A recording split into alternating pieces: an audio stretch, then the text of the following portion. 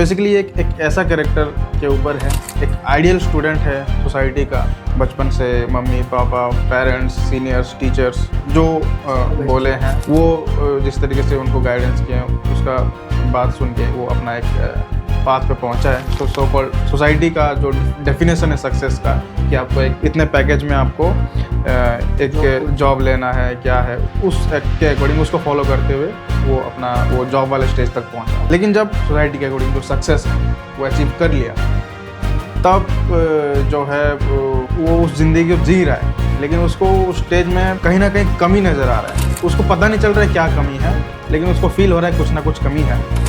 तो मैंने अभिषेक से कहा कि अभिषेक क्यों ना ये फिल्म को जशपुर में शूट कर। फिर अभिषेक ने पूछा सर जशपुर की कुछ फोटोज मुझे मिलेंगी क्या। तो मैंने जशपुर की उसे अलग अलग जो वहाँ के जो प्राकृतिक जो सौंदर्य है जशपुर का वो सारी फोटोज मैंने अभिषेक को भेजी। अभिषेक ने देखा और कहा कि सर मिल गया लोकेशन, सर हम यहाँ पे रेकी करने चलते हैं कि हम कहाँ कहाँ पे शूट करेंगे। वो जो मधेश्वर पहाड़ है जो मयाली का इलाका है, वो इलाके का जो मधेश्वर पहाड़ है उसे विश्व का सबसे बड़ा शिवलिंग कहा जाता है और उसी पहाड़ी के आसपास में हमारी पूरी की पूरी फिल्म शूट हुई है।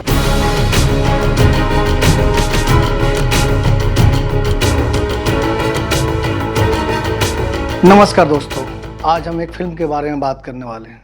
उस फिल्म का नाम है द साइलेंट पाथ। एक ऐसी फिल्म है जो आपको देखने के बाद आपको एहसास होगा कि इस फिल्म कहीं ना कहीं आपसे रिलेट करेगी।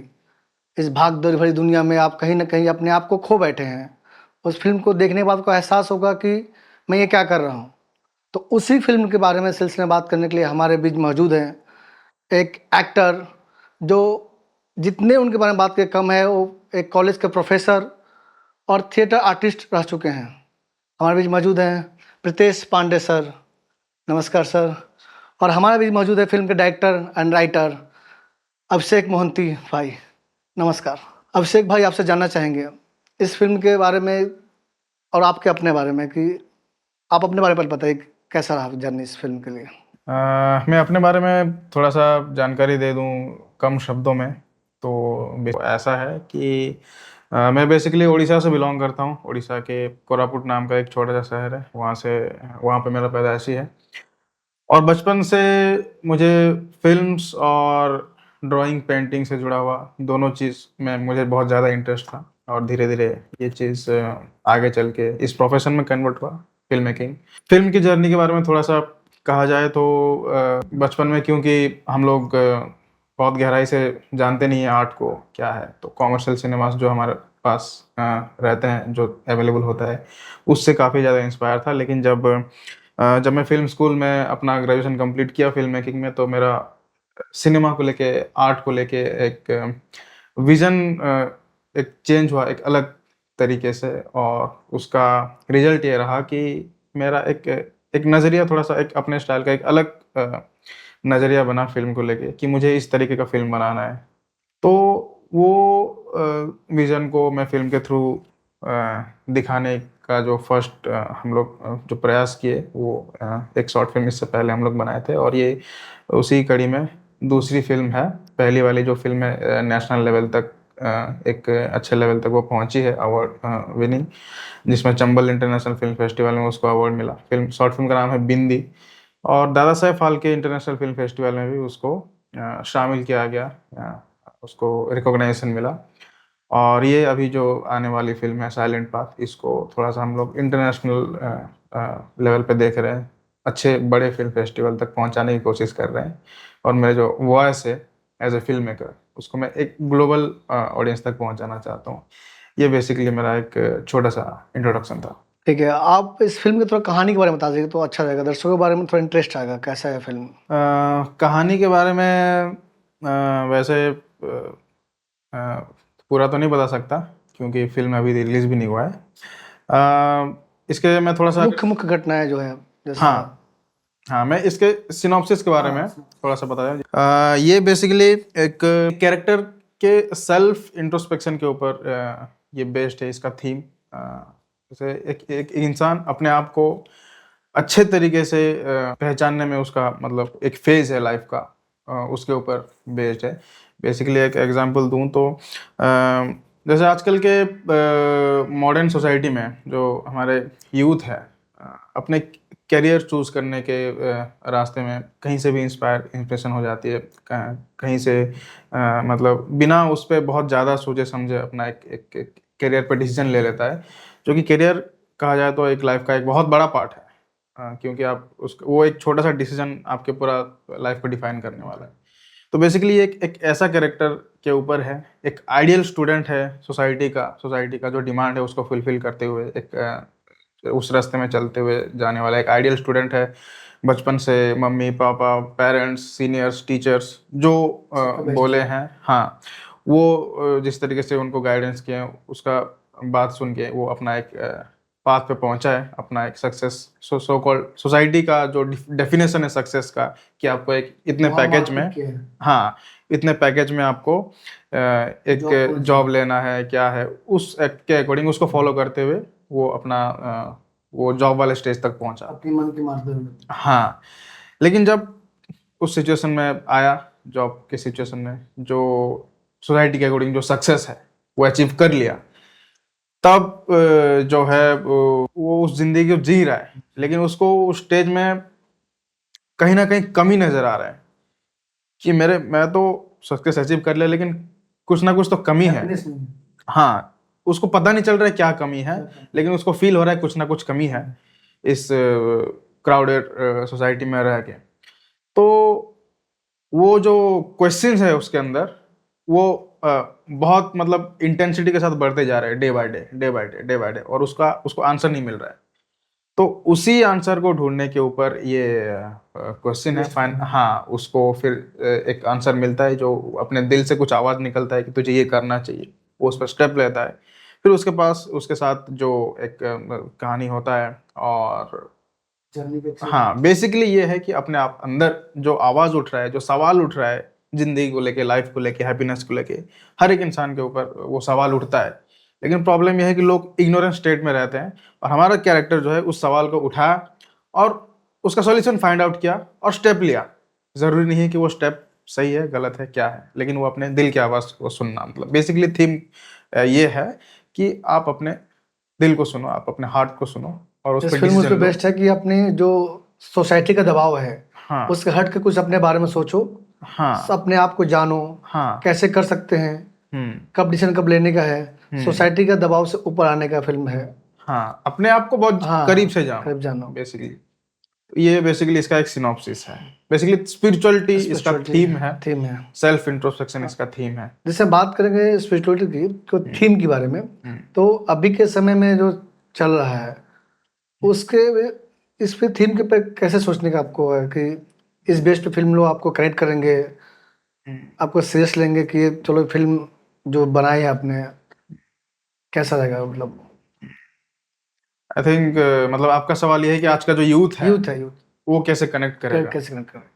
हाँ, वो जो कनेक्शन की आप बात कर रहे हैं, वो कनेक्शन बिल्ड करने के लिए हमारा जो कैरेक्टर है, हमारे फिल्म का जो 3 एक्ट, फिल्म को अगर 2 पार्ट में डिवाइड करोगे, तो फर्स्ट पार्ट जो हमारे कैरेक्टर का है वो आम एक इंसान का जो सपना होता है, सक्सेस को लेके वो जैसे सोचता है उसी रास्ते में वो चल पड़ा है और उसको अचीव भी करता है बेसिकली।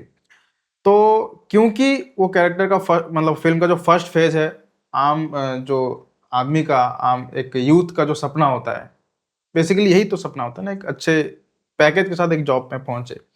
तो ये जो पॉइंट है, ये हमारा कैरेक्टर भी उसी फेज में है, फिल्म का फर्स्ट हाफ में। तो इसके साथ वो डीपली कनेक्ट करेगा, लेकिन अपने कैरेक्टर के अंदर जो सवाल उठ रहा है, क्योंकि सवाल तो सभी के अंदर उठ रहे हैं, है ना, ऐसा तो है नहीं कि यूथ कंप्लीटली हैप्पी है, सवाल उठ रहा है।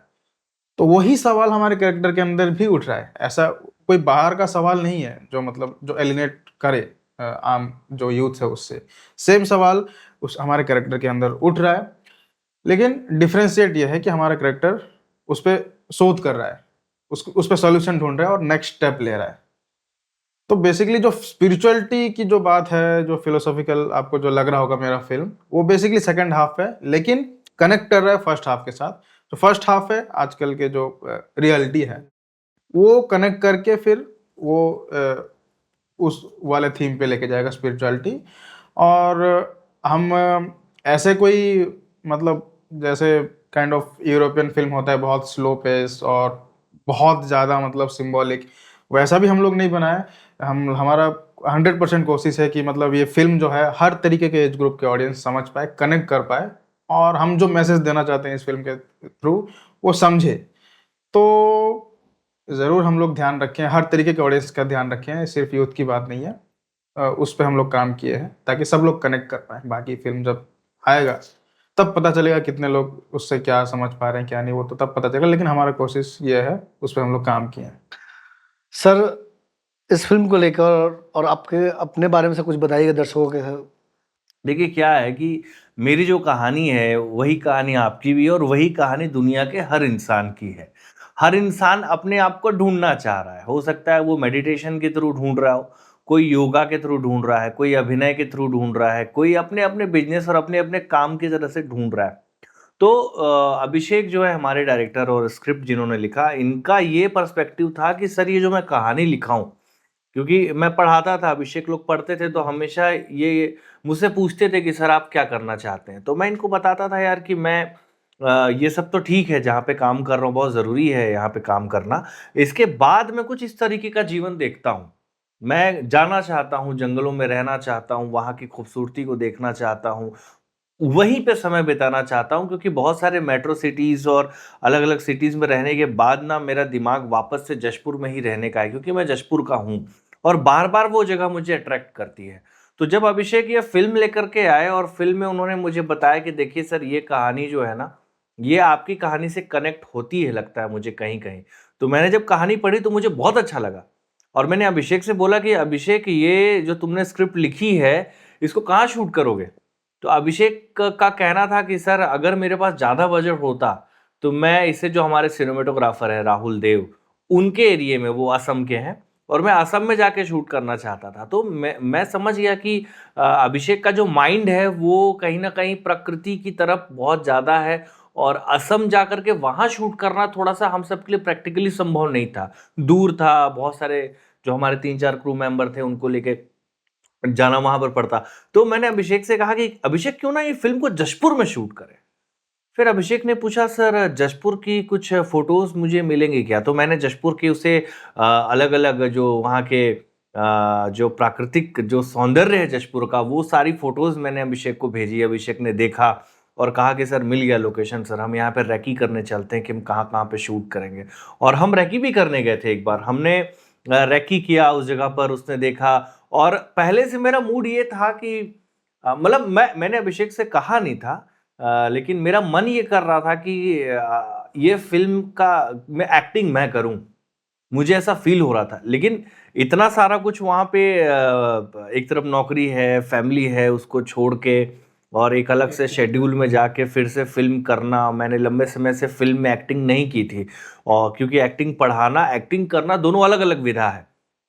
फिर मैंने अपने आप को तैयार अंदर से कर रहा था और अभिषेक ने उसी बीच में कह दिया कि आपको ही इसमें कास्ट करते हैं। कास्ट करना है, तो कैसा रहेगा? तो फिर मुझे तो बहुत मज़ा आया और लोकेशन चूँकि जशपुर था और जो मैं ज़िंदगी जीना चाहता था, वो ज़िंदगी मुझे इस फ़िल्म के माध्यम से मिल गई जीने के लिए। तो बड़ा मज़ा आया इस पूरे फ़िल्म में। हम रोज़ सुबह उठ जाते थे, रात भर जंगलों में रहते थे, वहाँ पे टेंट लगा के, और जिस-जिस हिसाब से हम लोगों ने वहाँ पे शूट किया। और एक बड़ा अच्छा संयोग है कि आप अभी देखेंगे कि जशपुर के मुख्यमंत्री जो हैं हमारे विष्णुदेव साय जी, वो भी जशपुर से हैं और अभी मुख्यमंत्री बनने के बाद में वो जो मधेश्वर पहाड़ है, जो मयाली का इलाका है, वो इलाके का जो मधेश्वर पहाड़ है उसे विश्व का सबसे बड़ा शिवलिंग कहा जाता है और गोल्डन बुक में उसका नाम भी दर्ज हुआ है विश्व के सबसे बड़े शिवलिंग के रूप में। और उसी पहाड़ी के आसपास में हमारी पूरी की पूरी फिल्म शूट हुई है।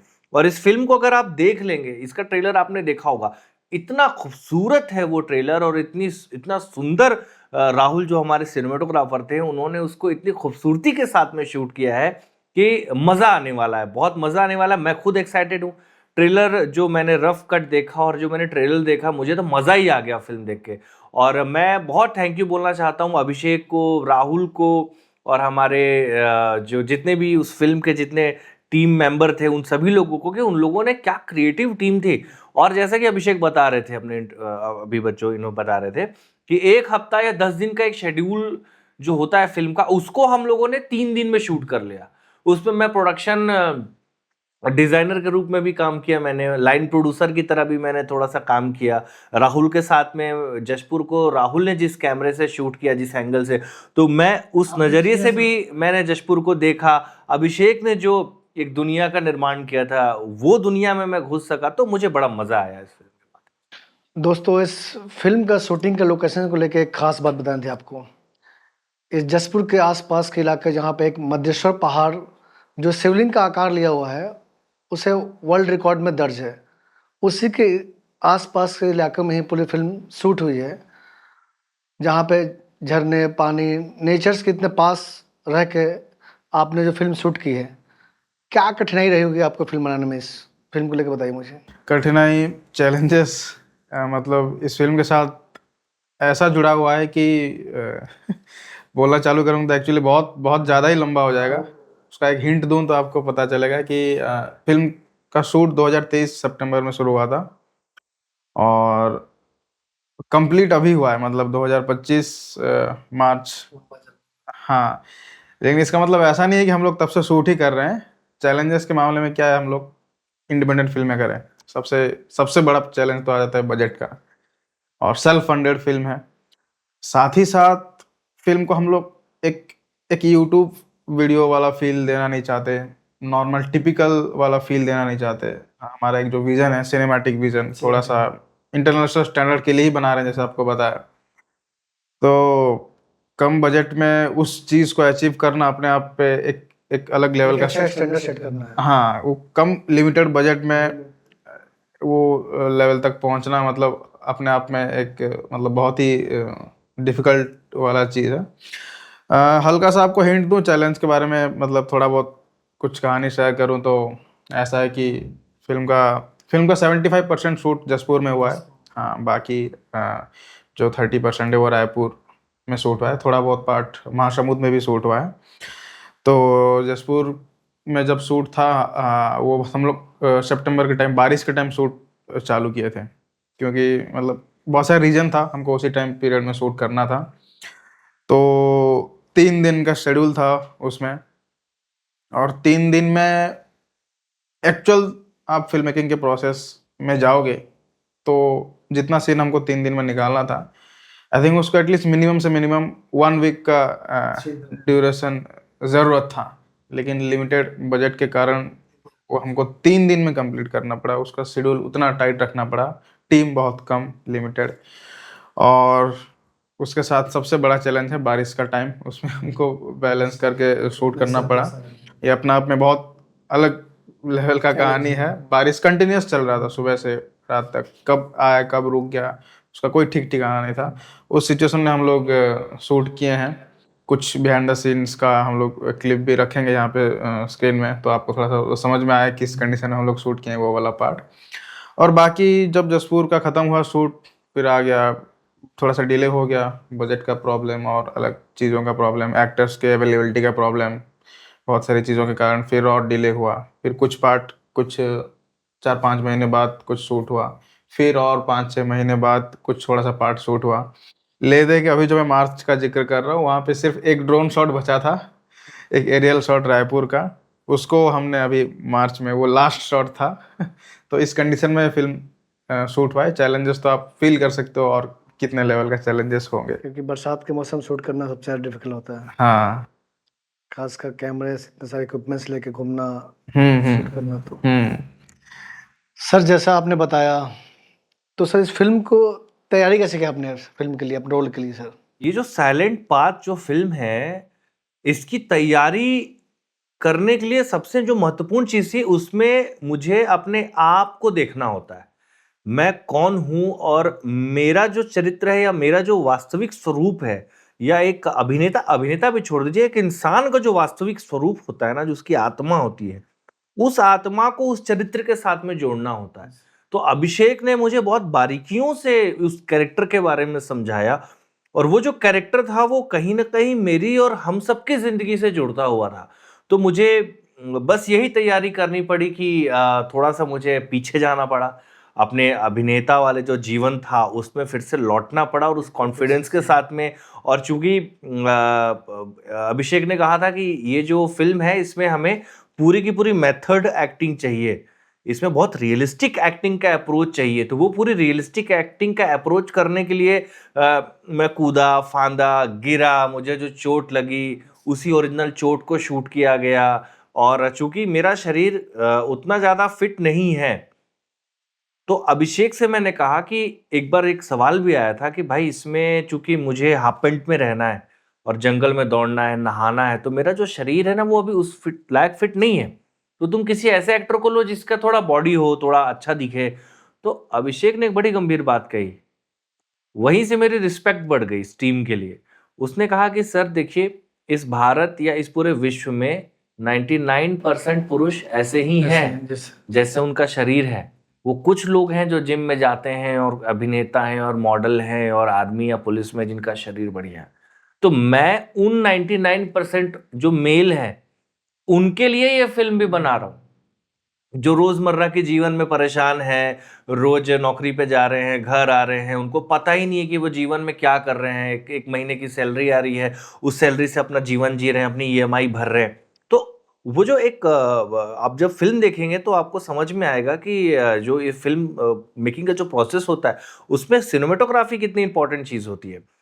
राहुल और अभिषेक ने डिसाइड किया कि जो हम शहर का जो शॉट होगा वो बहुत कॉम्पैक्ट शॉट होगा, और जब हम जशपुर जाएंगे या जब हम उस जंगल के लोकेशन पे जाएंगे तो वहां पे बहुत वाइड वाइड शॉट होगा।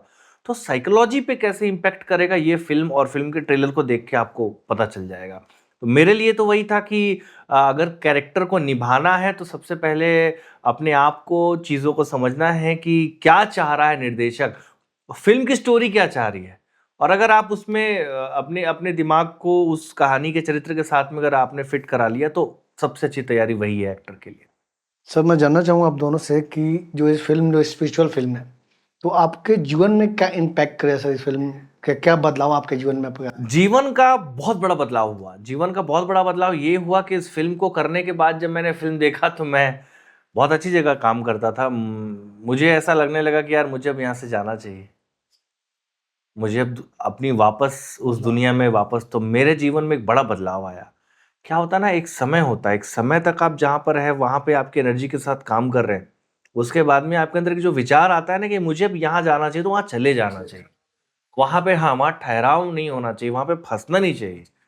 तो मोहमाया और सारी चीजें एक तरफ है, लेकिन मेरे अंदर एक एक्टिंग की भी तो जर्नी है ना।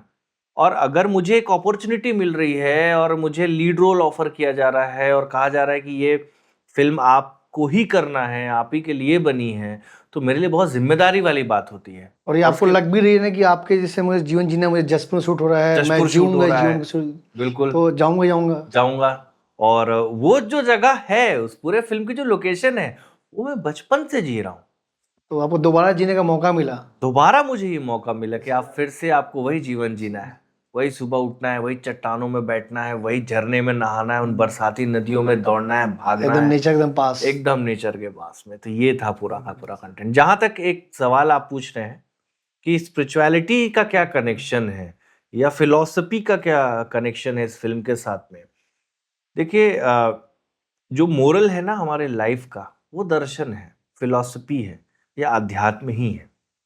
आप जब बुजुर्ग होंगे तो आप अपनी जिंदगी को बेड में बैठे बैठे, कुर्सी में बैठे बैठे, जब आप अपने बेटे को, अपने बेटे के बेटे को या अपने आसपास के लोगों को जब आप देखेंगे, उस वक्त आपका दर्शन शुरू हो चुका हो।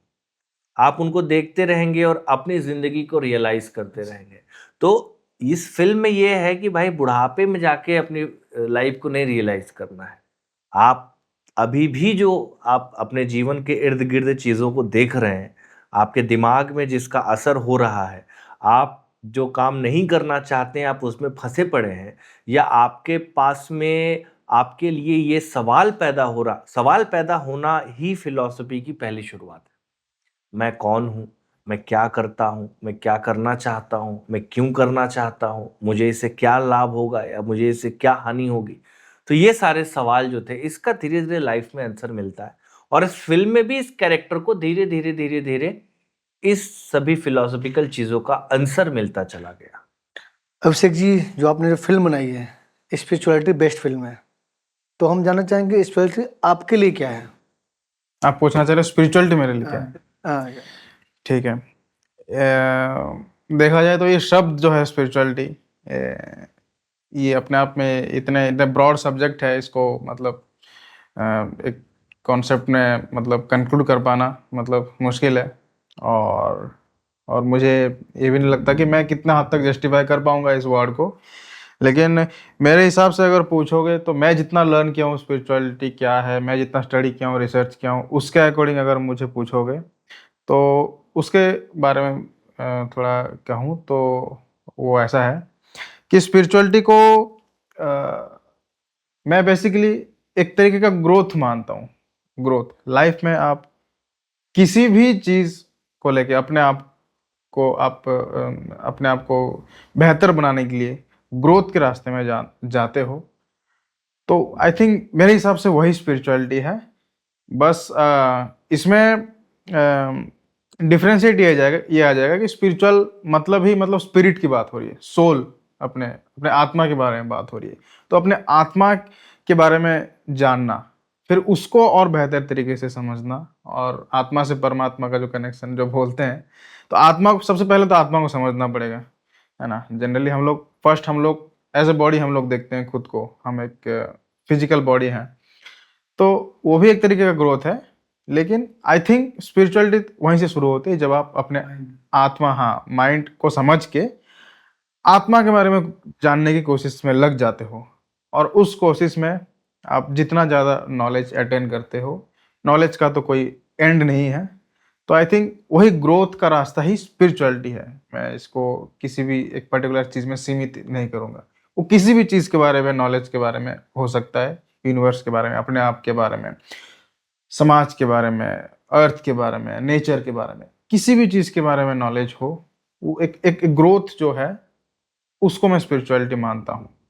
अभिषेक जी, मैं इस फिल्म को भविष्य को लेकर पूछना चाहता हूँ क्वेश्चन कि ये जो टॉपिक है, इंडियन ऑडियंस तो कनेक्ट करेगी, पर इंटरनेशनल ऑडियंस भी कनेक्ट करेगी इसको। तो क्या आप इस फिल्म को सिर्फ इंडियन फिल्म फेस्टिवल में दिखाना चाहते हैं, या इंटरनेशनल फिल्म फेस्टिवल तक भी जाने के आपका चांस है?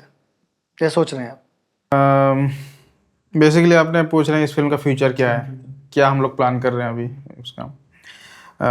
वही जैसे पहले भी जिक्र किया था, हम लोग थोड़ा सा ग्लोबल प्लेटफॉर्म तक पहुंचाना चाहते हैं इस फिल्म को, और हमारा टारगेट है जो internationally top tier film festivals है, जैसे सनडांस, बर्लिन और टोरंटो, और इस तरीके के जो फिल्म फेस्टिवल्स हैं, उसको टारगेट लेके हम लोग फिल्म मतलब स्क्रिप्टिंग करने से पहले ही उसी को टारगेट, हाँ, माइंड में था, उसी टॉप टायर फिल्म फेस्टिवल तक पहुंचना है। और हमारा बाद में ये भी प्लान है कि ऑस्कर्स तक हम लोग कोशिश करें, जी जान लगाएं। पता नहीं क्या होगा, लेकिन हमारा टारगेट है ऑस्कर्स के लाइव एक्शन शॉर्ट फिल्म के कैटेगरी तक पहुंचना है हमको। उसी को माइंड में रख के हम लोग शुरुआत से काम कर रहे हैं, और अभी तो ट्रेलर रिलीज होगा, फिर आई थिंक एक से 2 महीना लगेगा फिल्म को ओवरऑल कंप्लीट करने में। उसके बाद हमारा प्लान है इस फिल्म को प्रीमियर करेंगे हम लोग, यूट्यूब पे रिलीज नहीं कर रहे हैं, प्रीमियर करेंगे। जैसे रायपुर में हम लोग प्रीमियर करेंगे, और राजनांदगांव में प्रीमियर करेंगे, और जसपुर जिसमें शूट हुआ है ये फिल्म, तो वहाँ पे प्रीमियर करने का प्लान है, वहाँ के लोकल ऑडियंस को दिखा के। फिर साथ ही साथ जो फेस्टिवल्स हैं नेशनल लेवल पे हम लोग डालेंगे अलग अलग जगह पे, वो वहाँ पे तो प्रीमियर होगा। तो प्रीमियर करने का प्लान है अलग अलग लोकेशन पे, साथ ही साथ फेस्टिवल्स में ये सबमिट होगा, और उसका रिजल्ट आते आते मतलब आई थिंक पूरा एक लगभग 7 से 8 महीने का प्रोसेस है। अगले साल मार्च और अगले साल इस टाइम पीरियड तक हमको पता चलेगा कि जो जिस फेस्टिवल्स की बात कर रहा हूँ उससे क्या रिजल्ट आया है। फिर उसके बाद संभावना बनेगी हमारा, उसका रिजल्ट बताएगा कि हमको ऑस्कर्स तक कैसे जाना है, जा पाएंगे या नहीं, तब पता चलेगा बेसिकली। बाकी टारगेट हमारा यही है, प्रीमियर होगा, फिर वहाँ तक पहुँचेंगे। फिर उसके बाद रिजल्ट जब आएगा उसके बाद प्लान करेंगे इसको कहाँ मतलब पब्लिकली कहाँ रिलीज किया जाए क्या नहीं। अभी उसका कुछ पब्लिकली रिलीज का कुछ प्लान नहीं है, फिलहाल टारगेट फिल्म फेस्टिवल्स को लेके है। सर, तो मैं आप दोनों जानना चाहूँगा कि द साइलेंट पाथ आपके लिए क्या है? वन सेंटेंस में बताइए सर आप। मेरे लिए द साइलेंट पाथ क्या है? बहुत कठिन सवाल नहीं है। मेरे लिए द साइलेंट पाथ है। शायद मुझे ऐसा लगता है कि आप लोग समझ गए होंगे। मेरे लिए द साइलेंट पाथ है। क्या मतलब है द साइलेंट पाथ का? बताइए, आपको क्या समझ में आया? सर मुझे से अब जाने तो मुझे ऐसा लगा कि एक ऐसी ये फिल्म है जब आपको आपसे मिलवाने की कोशिश कर रही है, एक शांत रास्ता। एक शांत रास्ता, मैं गलत तो नहीं कह रहा जहाँ हूँ अभिषेक? पहुँचने के बाद आपको और हर इंसान अपने जीवन में एक शांत वहाँ जाना रास्ता चाहता है। ढूंढता है। तो मेरे लिए फिल्म बिल्कुल द साइलेंट पाथ, जैसा कि इन्होंने नाम रखा है, मेरे लिए फिल्म द साइलेंट पाथ है। मेरे लिए एक शांतमय, सुकूनमय एक रास्ता है। हमने उसके शूटिंग में भी बिल्कुल इसी तरीके से सुकून से और बहुत आनंदित होकर के और बहुत मदमस्त होकर के उसको शूट किया। अभिषेक ने पूरे 2 साल तक उसको बड़े साइलेंट होकर के उसे एडिट किया। और ये पता नहीं कौन सा साल है, बहुत सितंबर 2023 में हम लोगों ने द साइलेंट पार्ट की शूटिंग शुरू की थी और अभी भी हम उसके प्री प्रोडक्शन का काम कर रहे हैं। और आप इस चीज़ से समझिएगा कि हमें अभी भी कोई हड़बड़ी नहीं है फिल्म को लॉन्च करने की और ट्रेलर को लॉन्च करने की। जब तक अभिषेक उस फिल्म को समझ नहीं लेगा वो, क्योंकि वो उसका भी एक रास्ता है ना, डायरेक्टर का भी तो एक फिलोसफिकल ट्रुथ है ना। वो भी कुछ ना कुछ ढूंढ रहा है, वो भी कुछ ना कुछ, वो भी कहीं जाना चाहता है, वो भी अपने एक एक फ्रेम से उतनी मोहब्बत करता है और उस फ्रेम से दूसरे फ्रेम में जाने की कोशिश कर रहा है। तो हम लोग वेट कर रहे हैं कि द साइलेंट पाथ हमारे जीवन में हम जो शांत रास्ते पे निकले हैं वो हमें कहाँ ले जाता है। इसका उत्तर आप देंगे, ऑडियंस देगी। हम ऑडियंस को छोड़ते हैं हाँ, कि ऑडियंस का क्या लगता है। बिल्कुल। जो अभिषेक जी आपने जो फिल्म बनाई द साइलेंट पाथ, तो आपके लिए द साइलेंट पाथ क्या है, आप एक शब्द में बताइए। जैसे कि सर ने बताया उनका डेफिनेशन, मेरा डेफिनेशन भी आई थिंक यही है। एक वर्ड में बताओ तो मतलब silent path, the silent path है द इनर जर्नी। मतलब एक वर्ड में बताएं तो इनर जर्नी। और साइलेंट क्यों है, मतलब देखो, हम अगर अपने आप को जानने के लिए, यूनिवर्स के बारे में जानने के लिए अगर हम बाहर खोज करते हैं तो आई थिंक वो एक अलग है। खुद लेकिन निकलना पड़ेगा, अकेले निकलना पड़ेगा। हाँ, नहीं, मेरा बोलना का मतलब ये है कि जितने भी जो स्पिरिचुअल टीचर्स हैं और जितने भी जो महान फिलोसोफर और स्पिरिचुअल गुरुज हैं, उनका ही बोलना है कि दुनिया के बारे में जानना है, यूनिवर्स के बारे में जानना है तो अपने अंदर झांको, और उसमें सब कुछ है। वो जान लिए तो सब कुछ जान लोगे तुम, बाहर की चीजें।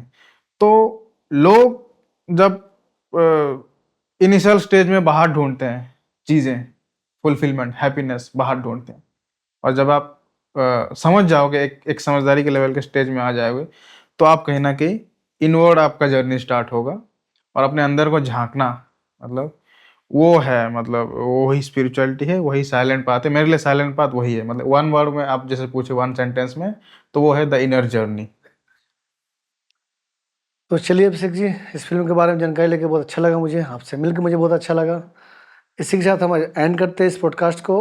द साइलेंट पाथ जो फिल्म है उसका ट्रेलर 23 मई को 2025 को लॉन्च होगा, इसी चैनल पर लॉन्च होगा। आप ज़रूर देखिएगा इसको। जो आप ट्रेलर देखेंगे आप उसके बारे में अपना कमेंट कर सकते हैं, फिल्म कैसी लगी आप ज़रूर अपना शेयर कीजिए कमेंट। और आपको तहे दिल से धन्यवाद देना चाहेंगे जो आप इस पॉडकास्ट को यहाँ तक बने रहे, यहाँ तक देखे आपने, बहुत बहुत धन्यवाद। जय हिंद, जय भारत, जय छत्तीसगढ़।